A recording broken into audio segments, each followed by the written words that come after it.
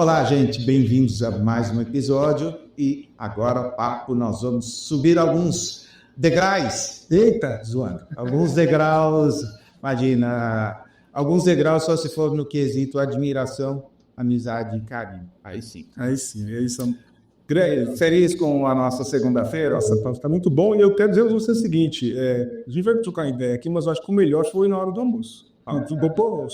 Mas é que tem coisa que a gente não pode publicizar, né? Faz parte. A tilápia estava boa, estava uma delícia. Filé de frango também. Pastor Sérgio Duzilek, seja bem-vindo ao Sim Pode Crer, hoje não em live, mas hoje ao vivaço aqui com a gente. Privilégio estar com vocês. Para quem não sabe, primeira vez que eu estive agora dando um abraço pessoal no Will, que nos estava também. É isso aí. Muito bom. Olha só, bastante coisa para a gente conversar. Pastor Sérgio, ruim a gente rotulado como sobrevivente, porque assim é muita história, né, nos últimos anos, né? E como que assim a saúde deu conta de tantas emoções, vamos dizer assim, para tentar deixar mais leve, porque tantas emoções nada, tantas perseguições talvez, né? Bom, sobre a saúde, assim, eu acho que está começando a estourar algumas coisas. A minha lombar não está muito boa, mas até onde eu saiba, nada de mais sério aconteceu na parte física. Na parte emocional, eu adotei uma linha, viu, Will, Pava, e também quem está aí com a gente.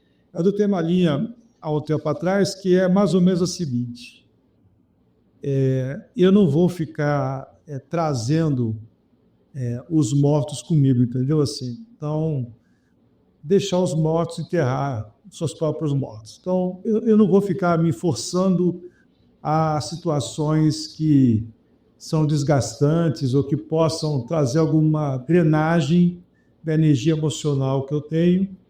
E eu acho que essa linha, que pode ser até um pouquinho mais de autopreservação, ela tem surtido efeito para minha manutenção, meu estado de espírito e tudo mais. Eu já fui direto, óbvio que a gente está conversando há muito tempo, então eu já fui direto aqui, peraí, vamos retroceder um pouquinho e fazer as apresentações, a apresentação devida. Você está na Igreja Batista Marapendi, na Barra da Tijuca. Barra da Tijuca, na frente da isso. Há quanto tempo? Esse trabalho eu comecei em 2009, em 2010 começou o culto de manhã, isso foi o condomínio do Rio 2, um outro condomínio na Barra, e no final de 2011 a gente conseguiu esse espaço onde a gente se reúne hoje.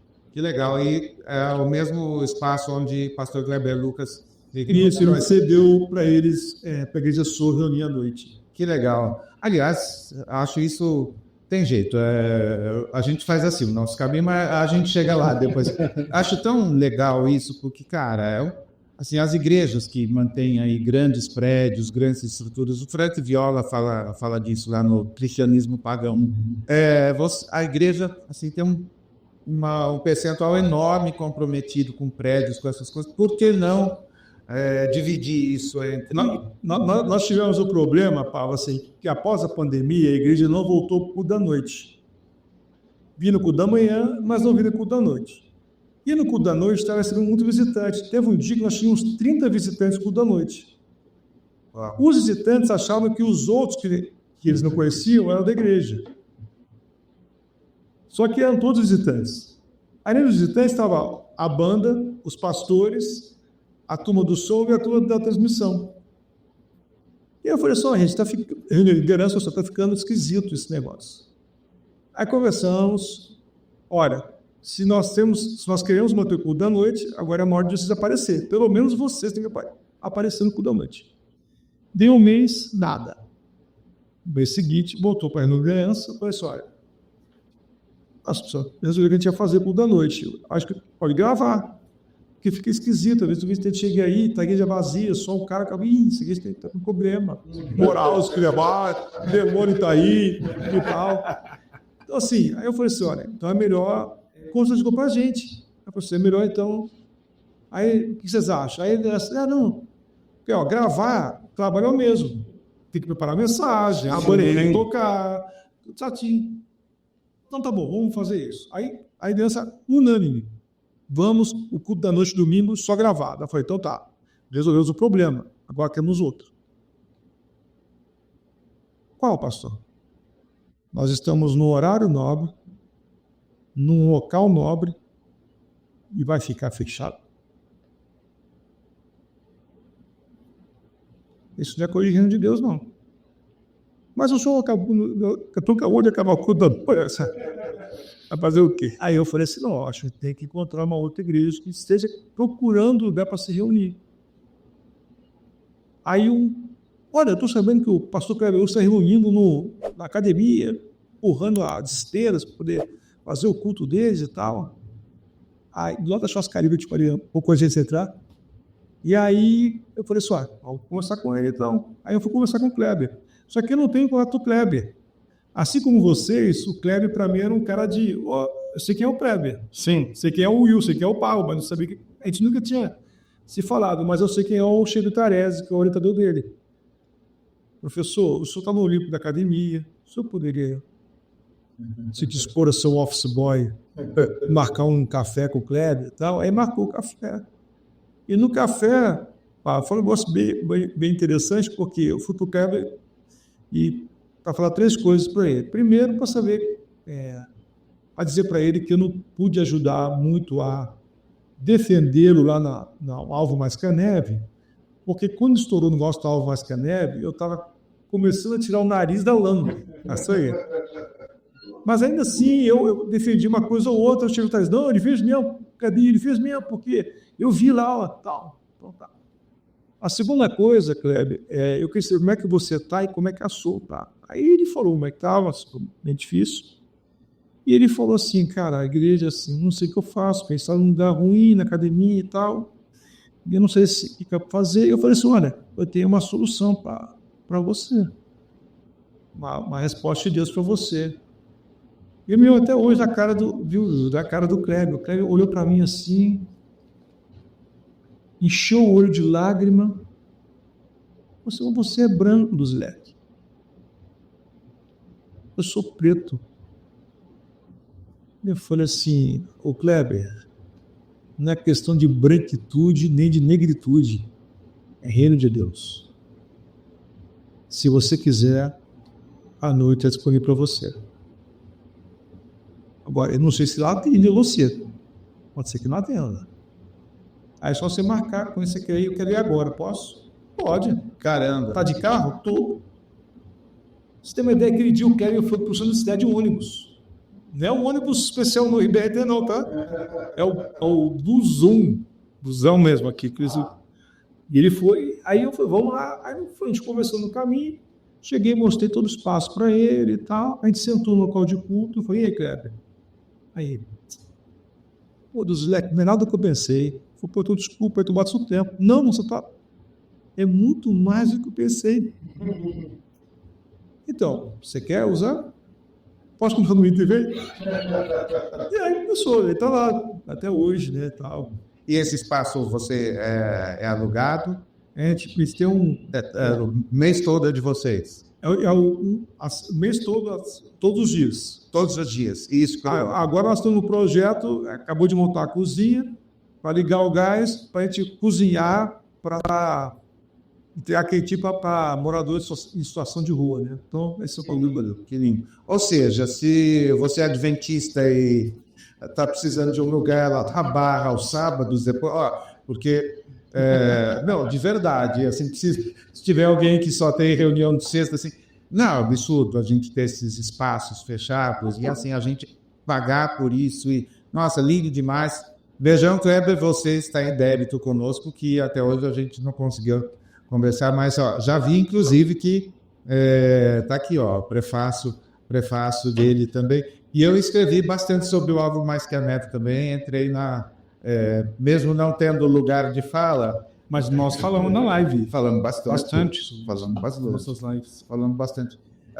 Falamos da igreja, são aí 15º ano. De organização, agora em março, 13º. 13º. Quem vai estar com a gente é o Ricardo Gondim. Que legal. Que lindo. Você vem de uma família, assim, bem conhecida inclusive no segmento batista, né? Especialmente. Fala um pouquinho do papai, da mamãe. Quando eu cheguei na Editora Vida, o livro já fazia sucesso, a gente comentou na live. Fala um pouquinho como que foi o papel do papai e da mamãe para se tornar um pastor, um servo de Jesus. Então, eu, na verdade, Pava, o Will e quem assiste a gente, eu nunca quis ser pastor, né? Não. Quando eu era garoto, meu pai foi ser pastor numa igreja no Rio de Janeiro, e era pastorado do tempo parcial, né? Porque ele era professor universitário, seminário também. Dava aula em várias universidades do Rio de Janeiro. Então, assim, a gente foi como família para essa igreja. O antecessor do meu pai foi um professor dele no seminário, que ficou nessa igreja 43 anos, e ele era celibatário mesmo. Não celibatário de boca e na prática, assim, não. É o cara correto e tal. Então, assim, a igreja, uma geração inteira da igreja não soube o que é filho de pastor. E aí, quando a gente chega lá, eu, garoto e minha irmã, 2 anos mais novos do que eu, junior, né, a gente, assim, foi muito difícil, né? A igreja tinha uma placa na porta de entrada com a faixa etária e o tamanho da saia. Tinha 2 canetinhas e dizendo, de 0 a 12 anos, 12 a tanto, tanto a tanto, até onde que a saia tinha que ficar. Eita! Meu pai tomou posse, mas quando for, vamos tirar aquela saia, sei lá. Mas assim, pra gente, como filho, foi muito difícil, né? Tanto que eu cheguei a uma conclusão que eu tinha 10 anos e via as discussões da Assembleia da Igreja, mas ele está falando, mas não tem o menor sentido. Fica quieto, meu filho. Você está correto, fica quieto. Então, assim, aquilo me marcou muito negativamente, e eu falei assim, eu prefiro ser, e nada contra quem eu prefiro chegar a ser um gari para fazer limpeza urbana do que ser pastor. Eu acho por isso que o gari mexe é menos tóxico do que o lixo que o pastor mexe. E eu ganhei minha vida para poder fazer administração e virar um diretor de multinacional, porque eu queria dar para minha família o que meu pai não pôde dar para nós, né? E aí, falou que eu tenho faltado lá em casa, mas assim, eu queria... Meu filho quer uma coisa, tá aqui, chefe, vai lá, compra 5, não compra um só, compra 5, dá para os seus amigos também. E depois de um tempo, Deus falou no meu coração, a história é longa, mas assim, chegou no momento em que eu entendi que eu tinha uma vocação pastoral. Aí que eu descobri, que a minha mãe me contou, que quando estava no ventre dela, ela me orou, me dedicando, não a Diana com Samuel, que lindo, me dedicando para Deus, para a obra pastoral. Aí ela queria, só dessa vez que ela falou. E o meu pai me deu um conselho, porque eu queria largar a faculdade e ir para o seminário, nessa época para fazer ciências contábeis. Ele falou assim, eu sacava a faculdade. Aí eu falei assim, mas pai, contabilidade não tem nada a ver com o ministério pastoral, você não está me entendendo. Aí ele falou assim, eu acredito em você, mas na economia de Deus, nem eu nem você sabemos o porquê que Deus permitiu que você estivesse nessa faculdade. O que Deus quer é o seu sim. Ele já tem, não tem? Tem. Então você acaba e depois você vai. Essa faculdade foi importantíssima para o meu primeiro ministério, que foi na Jumoc, uma organização falida, R$500 mil de dívida do valor nominal, sem correção. Meu Deus. E uma receita mensal de R$4, R$5 mil. Caramba. E foi fundamental para que eu pudesse fazer pós-graduação, porque era o diploma de reconhecimento que eu tinha. Olha só. Que o seminário não tinha. Você citou uma coisa agora, eu estou escavando aqui, mas você falou da Jumoc nessa situação, mas a gente não tem ideia de... Você vai provavelmente situar na linha do tempo, mas a Juerp também foi a Juerp foi um pouco antes, né? A Juerp estourou em 95, por aí. Longo, gigante também. Até hoje está... até onde eu saiba, está sem solução e com os processos chegando ao fim, né? Então, já mordiscando patrimônio de dirigentes e tal, né? Que coisa... Ou seja, ciências contábeis me parece que assim, quem dirige alguns departamentos, porque, cara, na época era o máximo uma denominação ter uma editora, enfim, com projeção, com essas coisas. O que a má gestão, para não dizer assim, é quase que um eufemismo falar má gestão, mas coisa, né? Isso aí, assim, eu até elaborei uma teoria do buraco denominacional, né? Porque no meio dos batistas o buraco nunca fica vazio. Você recupera uma organização, uma outra aí. Sempre tem alguma lá dentro. Às vezes tem uma cilhando lá dentro, entendeu? Tem vários brincando de rodinha lá dentro, mas pelo menos uma tem que ter lá dentro. Pô, nossa, foi muito legal saber disso e lembrar algumas coisas que eu lembro. Quando eu cheguei na Editora Vida, eu ouvi muitas vezes, não, porque quando a Juerp faliu, então aquilo era assim um trauma no meio editorial cristão. Era um trauma, porque você tem um público garantido, né?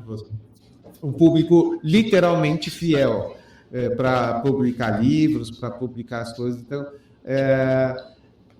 olhando para trás, assim, a gente está falando aí de década de 1990. Nesses últimos 30 anos, como que você avalia a presença batista no Brasil? De alguma forma, a gente, do ponto de vista de administração, a gente já mostrou duas falências aí na presença, vamos dizer. Eu acho que, em relação às igrejas locais, me parece que as igrejas têm caminhado bem. Aquelas que normalmente saíram de uma estrutura muito mais pesada para um modelo mais contemporâneo, de culto, de liturgia, embora algumas também mantenham uma liturgia mais marcadamente tradicional, vamos dizer assim, e consigam ter uma frequência boa também, dependendo da história da igreja, né? Mas o que você tem assim, está acontecendo também, Paulo, assim. Então, a igreja é uma coisa, a denominação é outra, é o departamento.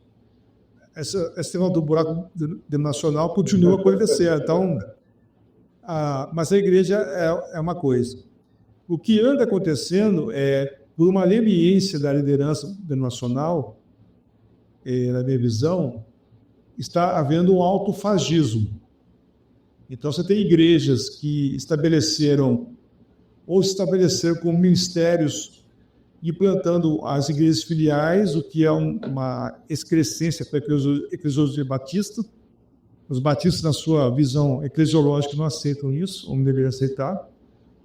E esse modelo de expansão de uma igreja batista grande, uma mega church batista, em filiais, ele não poucas vezes observa a instalação perto de uma igreja batista mais tradicional, em que ela praticamente capta a juventude toda para a sua... Sim.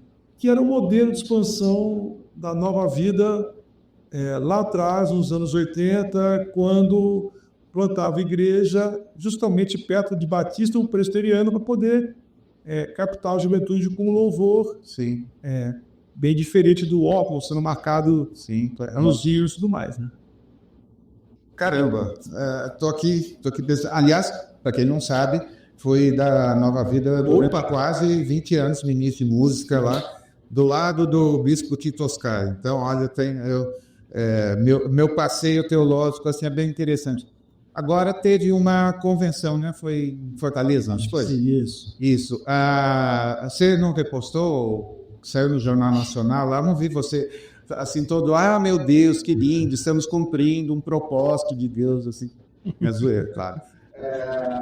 Que um monte de gente ficou numa felicidade, assim, saímos no Jornal Nacional. O que significa isso?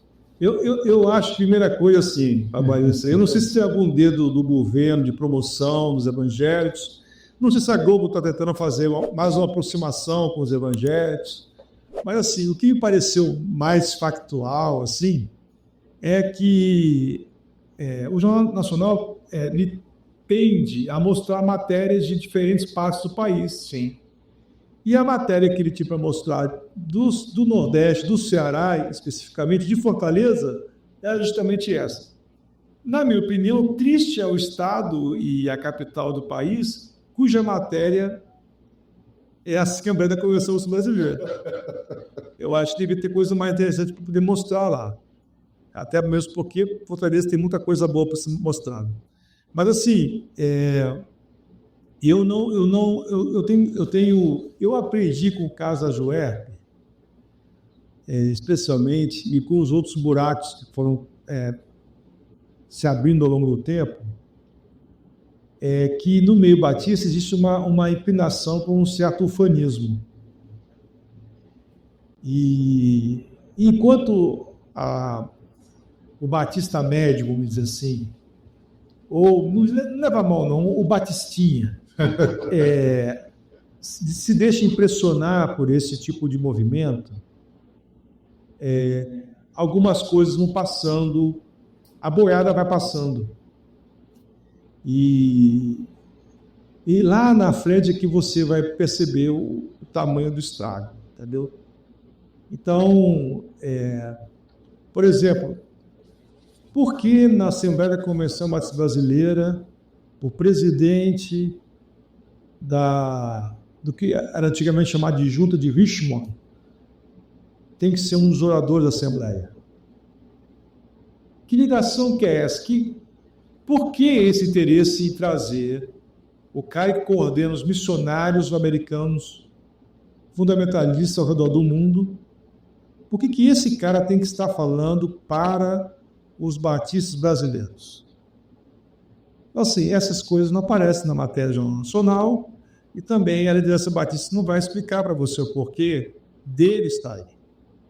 Será que nessa gama, estou falando de 14 mil pontos entre templos e congregações na igreja e congregações, será que não tem, desses 14 mil, não sobrou um que pudesse falar? Tem que ser esse cara para falar? Qual que você avalia, não vou nem chamar de fundamentalismo, assim, mas vamos dizer, a ala mais conservadora, inclusive do ponto de vista político, como que você classifica assim, qual que é a população batista hoje, mais ou menos quantos? Eu acho que entre os que são batistas, declaram batistas, deve estar uns 3 milhões e meio. 3 milhões e meio? Como que você classifica, por exemplo, qual o percentual de conservadores dentro desses 3 milhões e meio? Então, deixa eu falar uma coisa aqui, Paulo. Assim, eu gosto muito de um falecido teólogo estadunidense chamado Harry Emerson Fozzi, que ele dizia o seguinte: todo fundamentalista é conservador, mas nem todo conservador é fundamentalista. Então, fundamentalismo é o extremo religioso. Sim. Como extremo, assim como tem a extrema direita política, eles fazem barulho, eles detêm o poder, mas eles são um grupo menor, na minha percepção. Sim. Aí você tem um grupo grande, que é o grupo do centrão religioso, que são os conservadores. Mas, assim, são pessoas que não concordam com um voto na esquerda ou nesse centro-esquerda que o PT é hoje. As pessoas não concordam com isso, por exemplo. Mas não tem dificuldade de conversar com você. Sim. Nenhuma. Ou concorda com alguns pontos, discorda de outros, tudo mais. Nós temos uma linha de moderados, que esses são aqueles que estão dispostos a enfrentar a agenda que está circulando no mundo. Mas, assim, eles não são... Deixa eu falar uma coisa para você assim. Não existe teologia liberal entre batistas, presbiterianos, luteranos talvez. Mas, assim, não existe, porque para ser teólogo liberal tem que ser muito competente. Nunca teve competências em demais grupos, entendeu? Para produzir uma teologia liberal. Então, eu lembrei de um cara que acusa agora usando de teólogo liderado em teólogo neurônio, mas nem o dele, assim, enfim, né? Mas a formação dele me parece que é meio claudito. São só 2 neurônios. Não, esse é outro. Esse é o cara. É que são tantos escleroides, né, nessa aula. Continua. Normalmente quem acusa é que fez um Mobral teológico, entendeu? Mais ou menos isso. Dá um supletivo. Exatamente, mais ou menos isso. Então, assim, esses moderados são aqueles que estão dispostos a começar com a agenda que está aí na sociedade. O que a sociedade está discutindo? Qual é a visão da Bíblia, qual é a visão da teologia em relação a esse assunto? Há alguma coisa que possa ser feita? Há alguma reinterpretação a ser feita? Veja, não é mudar o texto, é mudar a forma de ver o texto. Porque, às vezes, nós estamos cadenciados por uma tradição hermenêutica. Sim.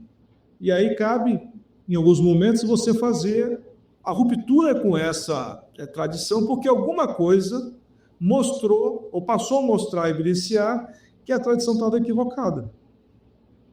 Então, os moderados têm essa disposição de fazer esse tipo de revisão da tradição hermenêutica. E você tem um grupo lá na ponta, que é um grupo menor, que é um grupo que, assim, seriam os nossos anabatistas hoje, né? Assim, para eles, o melhor seria uma anarquia, né? E tal. Então, assim, eu acho a grande concentração está no meio desse bloco conservador. Eu escrevi um texto para o Observatório Evangélico, quando o Sóstenes fez aquela legislação absurda, aquele projeto dele, lá na Câmara Federal. Eu falei assim, que ele fez um serviço à sociedade brasileira, porque ele distinguiu quem é fundamentalista, sim, o extremista, do conservador, que é a grande massa. Então, assim, a grande massa tem um bom senso. Ela pode não concordar com tudo que você queira que ela deva concordar, mas ela tem um bom senso ali. Como é que é isso? A mulher estuprada vai ter uma pena maior do que o estuprador. Aquilo ali bateu, o bom senso falou mais alto, ele ficou isolado. Então, assim, eu acho que essa massa é uma massa conservadora. Eu acho que os moderados, eles tinham alguns falam em progressista, tal. Eu não gosto de progressista o termo, porque tem um partido... Sim. Mas aí é o partido que se divertiu a coisa, né? Que bagunçou, quando diz o bagunçou o Coreto. Então, assim, é difícil ficar explicando o que é, pessoa que lá é complicado. Progressista, mas não igual do Parreirinho, que é os múficos, Meu Deus do céu. Então, assim, eu acho que nós perdemos um pouco desse grau de, vamos dizer assim, de oxigenação da igreja a partir do recuo de certos movimentos que existiam. O movimento evangélico progressista. Acho que acabou, não sei depois. Os muitos encontros que a Vinde fazia, que a Visão Mundial promovia, entre outros grupos, né? Então isso aí representava um certo oxigênio que fazia as pessoas manterem uma certa, vamos dizer assim, um certo bom senso, né? Mas ainda assim, quando há uma questão muito gritante, o bom senso fala mais alto. Mas ele deve ser uma coisa, como já foi, um pouquinho mais marcada, e hoje nem tanto. Política é o assunto em todo o seu ministério, o assunto que mais dividiu a igreja, ou que mais suscitou ânimos de ambos os lados, porque a gente já teve zilhões de disputas, hoje você mencionou o de louvor, por exemplo, órgão e piano, só quem não fizer isso, se a gente já teve questões que hoje a gente olha, questões parecem assim ridículas, mas que movimentaram e dividiram até igrejas, a bateria, o tipo de louvor. Agora Hoje, se bobear, tem Igreja Batista com a parede preta para ajudar na filmagem, enfim. Isso. Não dá para você classificar. Mas no caso da política, assim, parece que não tem acordo. Foi uma coisa assim de... Então, Pablo, assim, aí me desculpa quem pensa diferente, é um direito seu de pensar, eu respeito, mas assim, qual é o fator novo? Porque até quando você teve a disputa de 89, que ficou Lula e Collor, que foi uma disputa marcada, inclusive, pela demonização do Lula, Sim. entre os evangélicos, você não teve esse problema de divisão de igreja, de expulsão de igreja, de repúdio em relação a quem votava no Lula. Não teve esse problema. As pessoas continuaram nas mesmas igrejas, assim, a grosso modo. Então, assim, o que aconteceu de diferente? O PSDB, que é o gato e o rato com o PT, assim, as coisas continuaram do mesmo jeito. O fator novo foi o Bolsonaro e o bolsonarismo, que é essa radicalização da política com uma instrumentalização da religião, mas também não só isso. Tornando a política numa seita. O que nós temos hoje é que os adeptos do bolsonarismo, não o eleitor de Bolsonaro, o bolsonarista raiz, ele faz parte de uma religião bolsonarista. Isso aí, ele faz parte de uma seita. Então, assim, é um sistema de crença. Você pode mostrar o fato. Se é um sistema de crença, a pessoa não consegue vencer. Quem fala do João César, de Castro Rocha, da UERJ. Se você tem um sistema de crença, você mostra um fato para essa pessoa, a pessoa nega o fato em benefício do sistema de crença, porque dá muito trabalho destruir esse castelo que foi construído. Uma vez eu perguntei para a menina, uma advogada, inclusive, e ela falou uma coisa assim, eu falei assim, mas espera lá, mas e na Bíblia, se a Bíblia tiver contra a ciência, eu fico com a Bíblia. Meu Deus. Eu falei assim, mas querida, então você é terraplanista? Você está me ofendendo. Mas como eu estou te ofendendo? Você acabou de dizer que você abraça o texto e negando a ciência, em vez de fazer os dois conversarem. Então, assim, Paulo, eu acho que é isso é um exemplo clássico, assim, o sistema de crença. Então, se você mostra para a pessoa, isso aqui não é isso por isso, com essa razão, a pessoa não consigo acreditar nesse negócio, porque eu tenho um sistema de crença estabelecido e nesse sistema de crença não há espaço para outra coisa.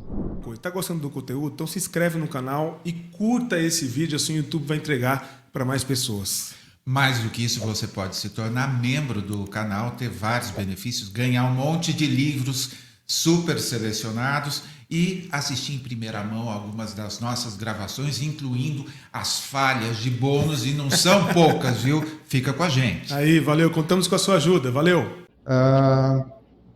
Hoje, na nossa entrevista anterior, eu brinquei com a história de striptease e lá vou eu, me perdoe a licença poética, mas quem é a noiva ou como está a noiva sob o véu? Pastor Sérgio Duzilek, está aqui, novo livro dele. Novo livro dele. Para os membros que estão assistindo a gente aí exclusivamente, que vão assistir depois, também teremos sorteio para essa marca que apoia a gente. Exatamente. Então, esse livro foi uma ideia da Tainá, que é uma pesquisadora do PPG, História Comparada do FRJ, e ela foi muito graciosa em me convidar a ajudar a organizar. Então, assim, o que novamente, assim, é o que está por debaixo, né? Do véu. Uhum. O que está por debaixo do Jornal Nacional. Que aparece no jornal, mas o que está por detrás daquilo ali? Então, tem alguns pesquisadores de diferentes áreas, diferentes partes do país, Paraná, Bahia, até Paraná também. João Paulo. Paraná, Bahia, aqui de São Paulo, tal, do Rio. São pessoas que trouxeram luzes sobre diferentes aspectos do envolvimento da igreja evangélica, ou das igrejas evangélicas, com as eleições em 2022. E, assim, o que a gente sentiu pelo espaço que a mídia deu a essa relação é quando você lê o livro, as contribuições ali, você dá uma certa agonia, viu? Porque você tem uma dimensão, ou pelo menos aponta uma dimensão do que foi essa relação entre os evangélicos e, bom, igrejas viraram diretório, né? Eu vi uma igreja na Barra da Tijuca, assim, as pessoas saindo da igreja, eu estava passando depois do culto da minha igreja, as pessoas saindo com os santinhos na mão. Caramba. Elas não estavam indo com os santinhos para a igreja, elas estavam saindo com os santinhos, indo para casa. E durante, ou melhor, no período que antecedeu a eleição, teve conta um pouquinho, talvez você esteja conhecendo agora o podcast, mas conta um pouquinho o problema, a treta em que você esteve envolvido e que acabou, folheando o livro aqui, eu vi que teve manifestações de repúdio, notas de repúdio, né? Conta, assim, de uma maneira sintética, qual foi o problema que aconteceu, que, aliás, me parece que, de alguma forma, subverteu uma série de princípios batistas, né? Porque, assim, virou... Enfim... Então, Pablo, eu fui convidado num dia anterior, quinta-feira, 13h30, fui convidado para estar no encontro com Lula e os evangélicos em São Gonçalo, no clube. Sim. Eu não usei púlpito, estava no clube.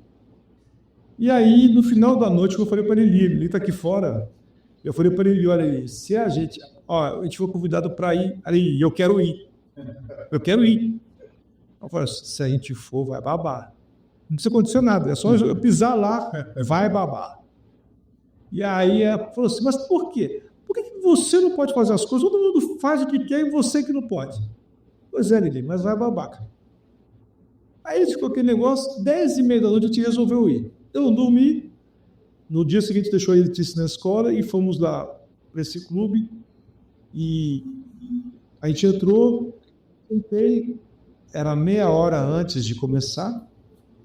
Nisso, um dos coordenadores do evento me vê sentado, sai do palco, estava vazio o palco ainda, ele sai, vem na minha direção, e fala assim, Sérgio, tudo bem? Tudo bem? Aí ele falou assim, se eu te colocar na plataforma com o Lula, você vai? Sim, vou, mas cara, olha só, tem gente, pastor aí, que é filiado ao PT. Eu ouço com vocês.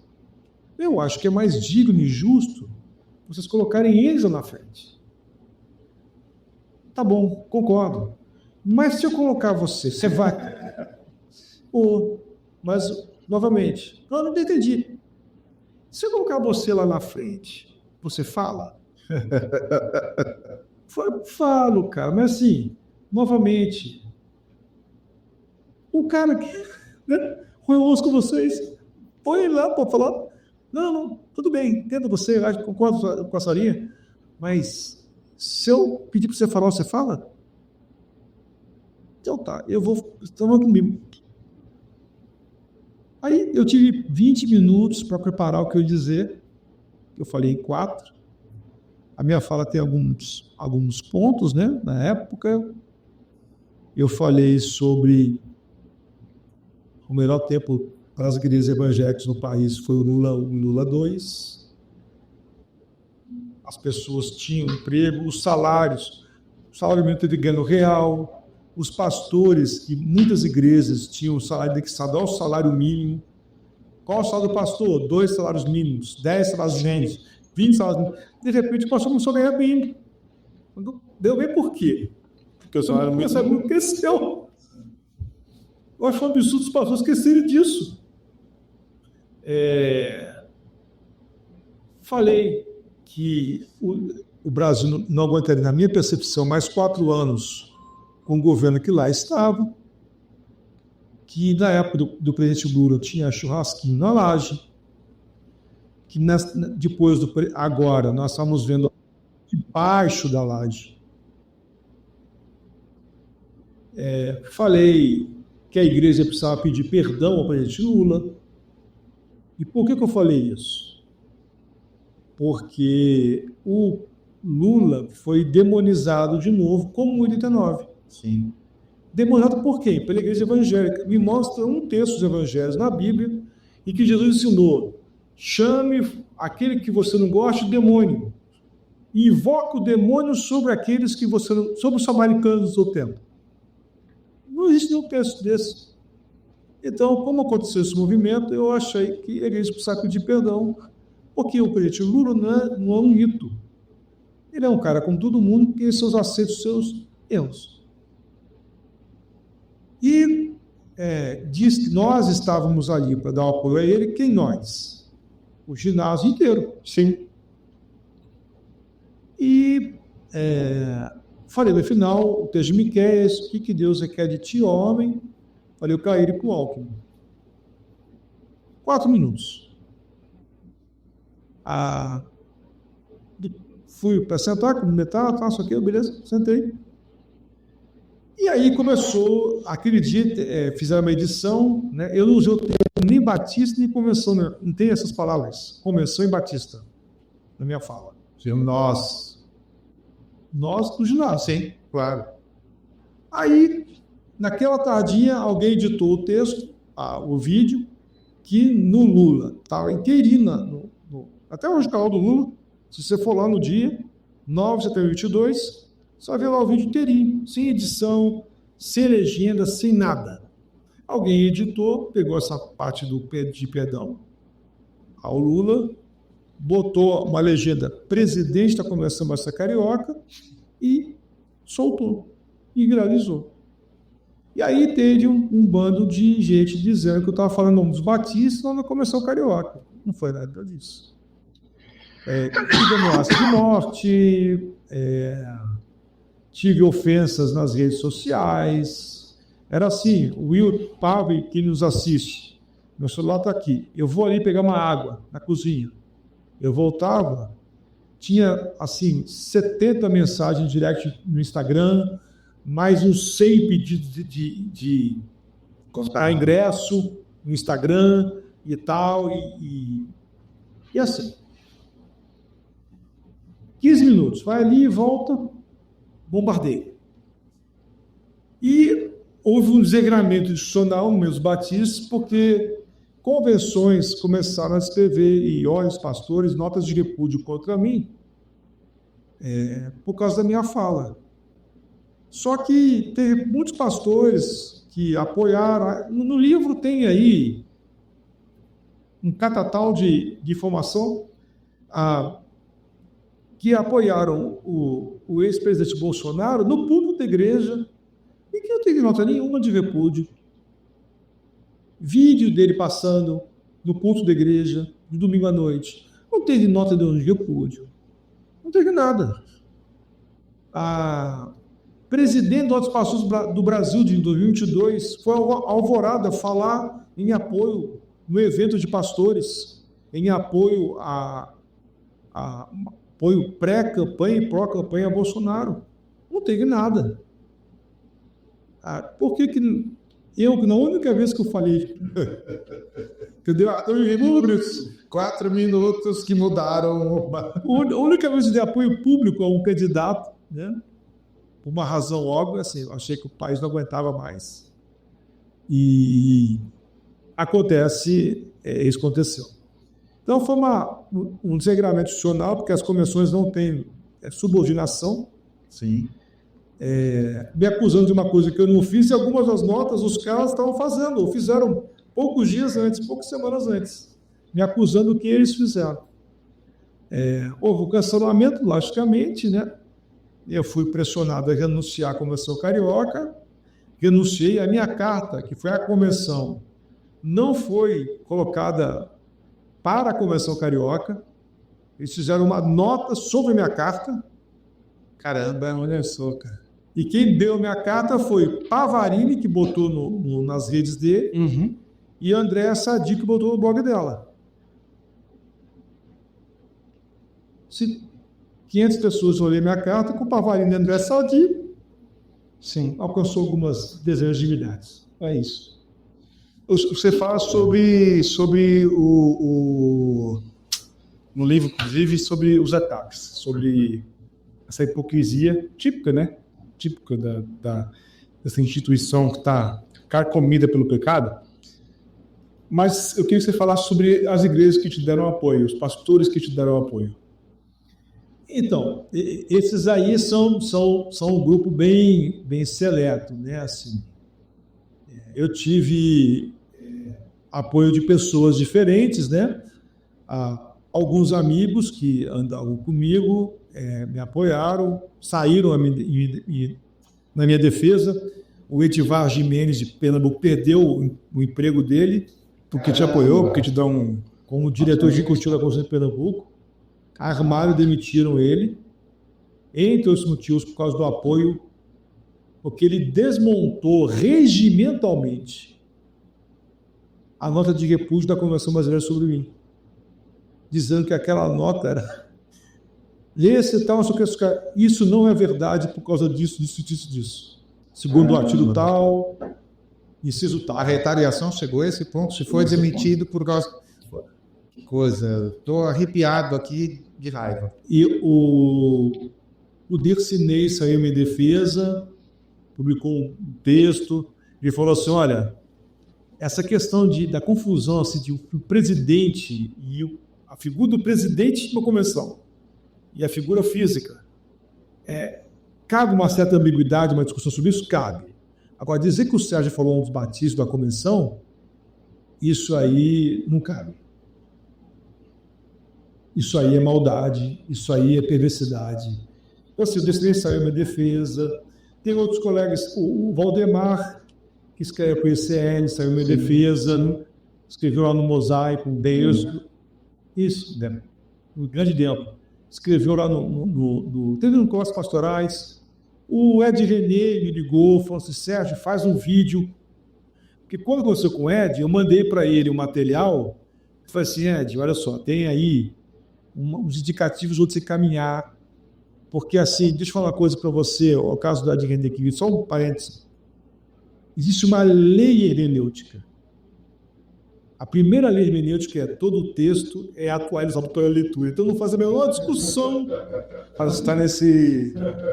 Não tem por que discutir se pode atualizar ou não pode atualizar. Se você lê a Bíblia, você já está atualizando.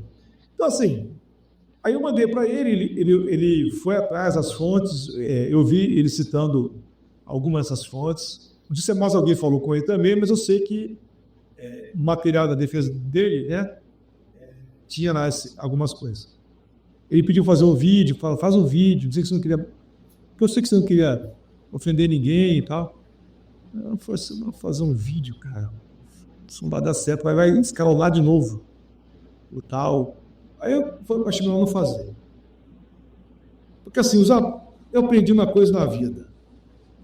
Quem te conhece não precisa de vídeo. Quem detesta você não precisa de vídeo. Não precisa de vídeo para detestar você. Vai continuar. E quem não te conhece vai ficar do mesmo jeito e talvez escalonando a questão de novo, volta tudo, aquela onda volta, né? Eu falei assim, não, a tsunami já passou, não quero chamar outra não, eu quero invocar tsunami, né? Invocador é tsunami digital. Então assim, eu fiquei na minha. Teve outros colegas também, o Remi, lá em Niterói, o Aécio, lá de Macaé, além do Aécio, teve também a ajuda do Geraldo Jeremias, eu fui comer um churrasco lá em Macaé naquele período, chama-se Sexta Sem Lei, né? O churrasco que você pode cair dentro da carne lá. E aí o pastor Geraldo Jeremias também estava, que é um grande líder batista do Corpo Fluminense, ele falou assim, Sérgio. E assim, teve outras pessoas que fizeram contato dizendo o absurdo que fizeram com você, a turma do Cristãos contra Fascismo, Frente Evangélica pelo Estado de Direito, e outros tantos, né? Aí teria também uma reunião da BI, que eles promoveram o pessoal do ISER, estou falando que foi o ISER, não, foi o pessoal do ISER junto com a Frente Evangélica, que foi um desagravo, né? Aquela perseguição, aquele massacre e tal. A parte boa, Pablo, não sei se você sabe disso, eu escolhi isso, né? Mas isso foi numa sexta-feira, dia 9. No sábado, outro, no dia 17, nós íamos celebrar o aniversário da Letícia. É o primeiro aniversário dela pós-pandemia. Então, na pandemia foi pelo Zoom, né? Os convidados, né? Bolo em casa, todo mundo nas suas casas, só eu comia, o resto não comia. Aí era o aniversário dela, né? E aí ela convidou quem ela queria. E aí ela pediu churrasco, fiz churrasco no pé para ela. Só que quando eu renuncio, na segunda-feira, eu recebi uma ligação da Gleisi Hoffmann, solidarizando comigo pelo que tinha acontecido. Quando eu renuncio, na quarta-feira, a Gleisi... obviamente, os jornalistas todos, assim, não estou acreditando que aconteceu esse negócio. Porque, assim, se não for nada demais. Eu não saí carregado nas costas de ninguém lá no seu consultório, não, pá. Claro. Ninguém falou comigo. Então, assim, quando acabou, na quarta-feira, a Gleisi me liga de novo, estupefato, porque na cabeça dela, o fato de eu renunciar à presidência da Comissão Carioca queria dizer que eu estava sem suspenso. Eu falei, não, presidente, estou na igreja, a começou, a gente põe dinheiro, a gente não tira dinheiro. Bom, eu aprendi assim, mas certo. Hoje eu não sei mais como é, mas era assim. Teoricamente, biblicamente, era assim. E aí, ela se propôs à disposição. Ela falou assim, se você precisa de alguma coisa, me fala. Foi a única pessoa, logicamente que os amigos mais próximos também falaram, né? Mas assim, foi a única pessoa que falou assim, se faltar, me chama. Putz, que coisa linda. Aí quando eu falei que ela foi uma pastora para mim, gerou espécie para as pessoas. Eu teria culpa dos pastores batistas não serem pastores? Tenho culpa da presença do PT ser pastora? Aí Aí ela perguntou, eu desliguei, não, tudo bem, não. No estado, por sala de São Letícia, as crises, uma fumaça, uma mulher líder do PT, né? Batidão grande pra caramba, né? E eu falei assim, liguei para ela, presidente, posso pedir uma gentileza? Claro, pastor, o que você precisar? Sábado, minha filha faz 13 anos. Domingo, mas é para ser sábado. Ela tem uma admiração enorme para a senhora. Você vai poder ligar, fazer uma videochamada de 30 segundos, só para dar um parabéns para ela? Claro, pastor, claro, vou fazer isso com a horário. Medida no comício em Curitiba. Acho que não vai dar, não, mas pode ser 14 horas, está ótimo. 14 horas está ótimo. Estou fazendo um churrasco. E lá você pega o telefone, né? Dá uma conferida nos recados, quadra de bolo no bolso. Vou lá, churrasco e tal. Aí eu pego o telefone assim, viro o chamada perdida, é Gleisi Hoffmann. Eita. E caraca. Eu olhei a hora, quando eu olhei a hora, era 2:02. Aí eu falei assim, caraca. Aí eu ia ligar para ela liga de novo. Aí eu, tudo bem? Oi, pastor, cadê a Letícia? Atrás dela estavam as ruas de Curitiba. Ela estava no palanque ainda. Olha só. Caramba. Tinha acabado o começo. E lotou. Eu vi as imagens, lotou. Aí eu falei assim, para um pouquinho só, Lili, leva lá para a Letícia, vê que ela tá. Ela subiu mostrar os gatinhos o gatinho para as amigas. Quem é? Gleisi Hoffmann. Ele pegou o telefone assim. E aí a Lili subiu, aí meu cunhado, que é petista, foi correndo, todo mundo subiu. Aí ligou de novo, Letícia atendeu, ela deu os parabéns. Ei, filho, você tinha. Aí desceu, falei, ei, meu moço, você gostou? Ô, pai, o presidente Guedes me deu os parabéns. Poxa, eu gostei muito e tal. O cara queria fazer uma peça do PT, né? Olha só, depois de fazer o nosso. E policial aqui nesse Fred. O Moro vai pra estrelinha e tal, né? Passou assim.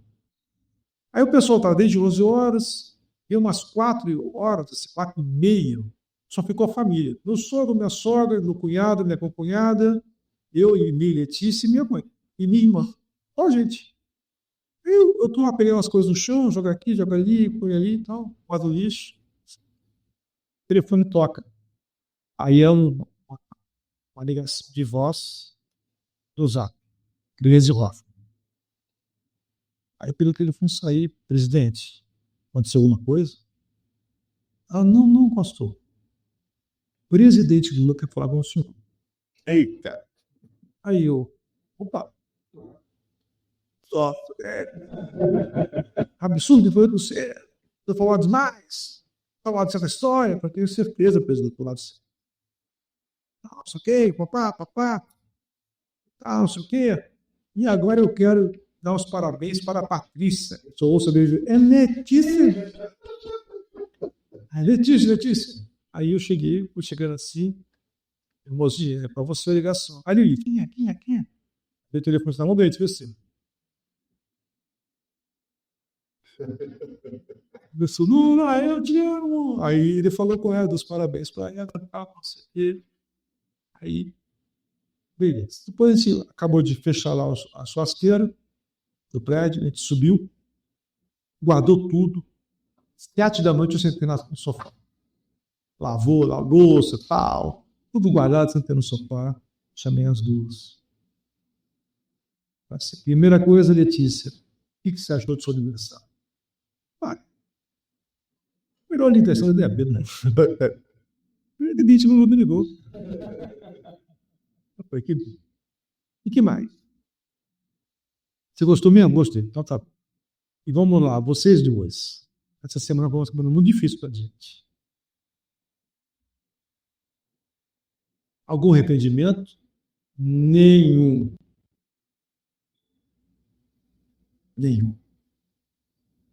Fariam tudo de novo? Tudo de novo. Sigamos.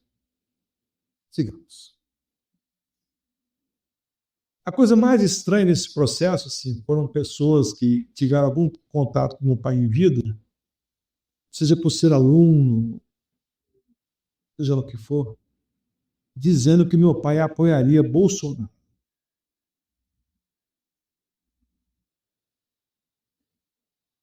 E eu disse assim, olha só, minha querida, meu querido, depende de quem que é. Ditadura militar, governo Figueiredo, campanha para governador do estado do Rio de Janeiro. Meu pai participava das reuniões que pleiteavam eleger Lisânias Maciel, um presbiteriano, a governo, professor, a governador do estado do Rio por IPT. O nosso carro, Chevetinho, tinha 2 adesivos do para-brisa traseiro.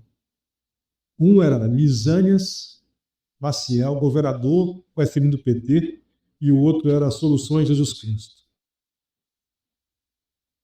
E em plena ditadura militar, você acha que meu pai iria apoiar Bolsonaro? Quando? Você acha que meu pai teria vergonha do que eu falei lá no comício no Tamoio, no Clube Tamoio? Meu pai seria o primeiro a estar ali na frente, ele ia abraçar chorando quando descesse. Porque o problema, Pava, não é só a violência dos ataques, mas é a violência da memória. A pessoa tem a ousadia de dizer que meu pai teria vergonha do que eu fiz. A pessoa se sentia no direito de dizer que meu pai, ainda bem que meu pai morreu, para não ver o que aconteceu. Então, assim, desse tipo de gente que nós estamos falando, que ousa carregar o nome de Jesus, mas consegue ser violento a esse ponto. Me ocorreu uma coisa agora, nos cursos que quando eu ministro, falo sobre redes sociais, e é um consenso que assim o cancelamento que acontece hoje, ele dura dias, poucos dias. E a sensação que eu tenho por quê? Porque amanhã ou na quarta-feira já tem outra pessoa para ser cancelada. Mas me parece que o ressentimento entre os evangélicos é uma coisa assim que não se encaixa nisso daí. Ainda hoje, mais de 2 anos depois, você é alvo de algum tipo de preconceito, ou de não ser tão amigo, ou de ser das pessoas olharem como se na sua testa tivesse LGBTista, algum desses rótulos. Isso ainda acontece? Então, Pablo, assim, entre a liderança, sim. Eu tenho ido a alguns sepultamentos, eu não vou mais em ambientes denominacionais justamente por razões óbvias, né?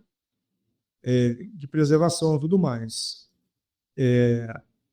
Mas quando eu vou, por exemplo, ao sepultamento de alguém que foi caro para mim, ou de alguém que é da igreja, ou ligado a alguém da igreja, e lá encontro outras pessoas, normalmente eu tenho isso bem tratado pelas pessoas do povo.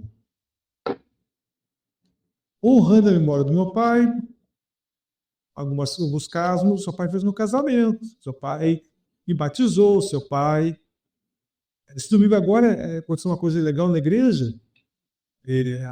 Um rapaz, é um jovem senhor, mas ele foi batizado pelo meu pai como criança em Itacuruçá, e a esposa dele foi batizada domingo agora na igreja.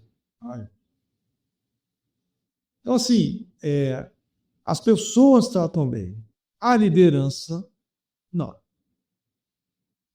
Então, tem amigos mais próximos que, de alguma forma, se distanciaram? Eu perdi muita amizade. Assim, eu escrevi um texto, eu disse assim, o amigo ama em todo o tempo, mas na angústia nasce o irmão. E eu escrevi um texto assim, a mesma faz nascer o irmão, mata o amigo. Porque se aquele amigo, na hora da angústia, não foi seu amigo, morreu. Então, assim, eu tive pessoas, Paulo, assim, tem pessoas até hoje, eles são meus amigos de zap, mas eles não se encontram mais pessoalmente comigo. Por quê? Porque isso pode causar, eu posso perder meu emprego, como o Divar perdeu, eu posso perder alguma coisa a mais, eu posso não ter algum tipo de apoio para alguma coisa lá na frente, porque, veja, Pavel e Will, essa turma evangélica, ela faz pressão, inclusive, nos empregadores da sociedade civil. Não é, a gente está falando só de empregos dentro de estruturas religiosas, nós estamos falando de empregos na sociedade civil, privada, entendeu? E eles pressionam para mandar embora. Então, assim, eu entendo em parte e lamento por outra parte. Eu escrevi um texto assim, para que não aconteça o quarto caso, por quê? Pessoas que fizeram notas contra mim, inclusive o presidente da Comissão Brasileira, o senhor Ilquias Paim, pastor Ilquias Paim, passado mais ou menos uns 7, 8 meses da nota dele, ele me chama no WhatsApp, estou orando por você, não sou pessoa que lá. Tipo assim, como se fosse uma relação normal. Eu tive que dar um break nele, eu falei assim, meu querido, você botou um alvo na minha família, aquela nota. Sendo que ele fez campanha para a Gleice senadora. Posteriormente, veio um vídeo dele, o pessoal falou assim, Sérgio, aí, dá uma olhadinha nesse vídeo aí. Tá ele pedindo voto para a Gleice, campanha da Gleice, o Senado. Na época, foi senadora. Caramba. Então, assim, é nesse nível que nós estamos falando. Aí ele, mais os outros fizeram nota, até o presidente da Ordem Carioca, tá? Ele mandou um recado para mim dizendo assim: Sérgio, primeiro, recado de usar áudio. Primeiro, olha, eu estou achando um absurdo estar fazendo com você, não fez nada demais, você está certo, não sei o que lá, estou contigo. Segundo áudio, como você sempre foi leal comigo, eu preciso ser leal com você. Sou presidente da ordem, a ordem vai emitir uma ordem de repúdio contra você e vai sair amanhã. Foi o meu nome lá, assim. Aí eu mandei um áudio para ele de resposta e falei assim: olha, querido, nós temos conceitos de lealdade bem distintos. Se fosse a relação inversa, primeiro, não sairia nota da ordem, e se saísse, não sairia com a minha assinatura. Vou te dar um conselho: possivelmente eu vou renunciar. Estou esperando só o almoço de amanhã, com o pastor que pediu para almoçar comigo. E se eu renunciar, a sua nota vai entrar para a história, para o lixo direto. Ninguém vai estar uma coisa incomum. Esse cara, há uns 4 meses atrás, veio no direct no Instagram: Sérgio, quanto tempo eu não falo com você? Como é que você está? A gente perdeu o contato, né? Nossa, O que será? Aí eu escrevi um texto, que está no meu blog, para quem não age o quarto caso, já houve o quarto caso, para quem atualizar, para quem não age o quinto, e divulguei.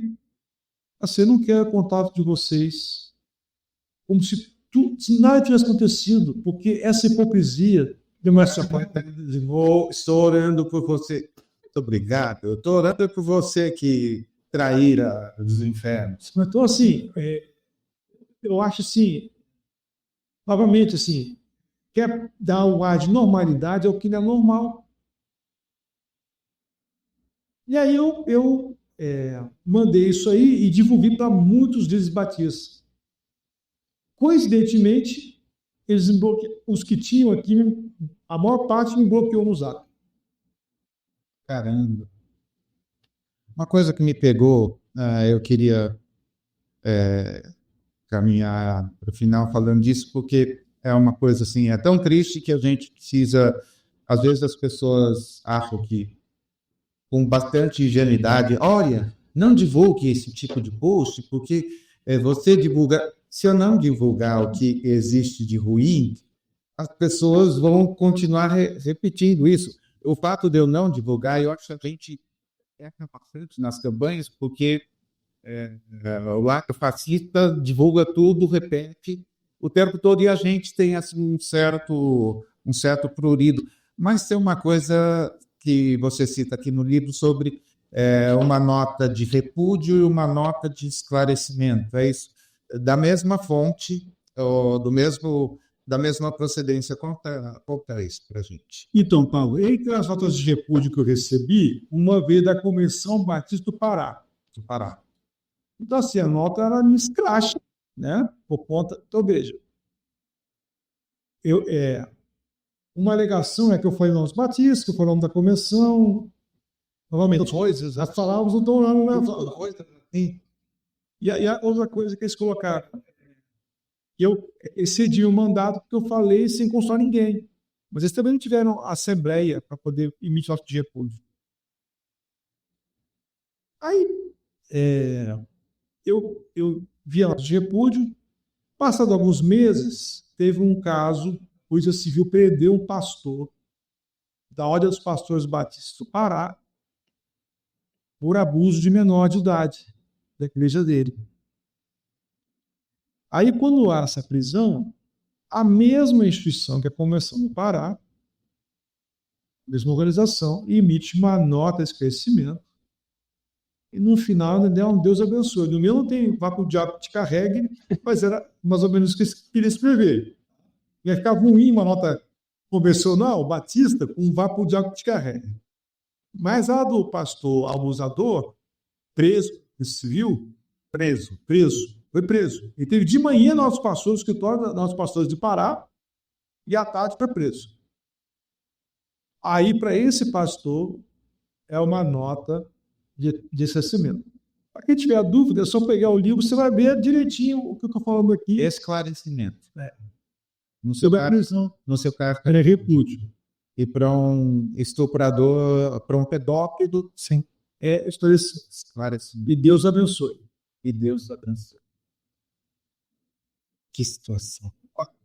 E que buraco. Ainda bem que a gente tem alguns minutinhos assim. A noiva sobre o vento, entendeu?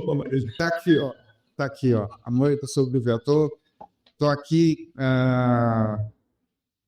Ainda bem que a gente deixou alguns minutos entre um papo e outro, que a gente precisa se recuperar de tudo isso. Então, o livro está mais do que indicado.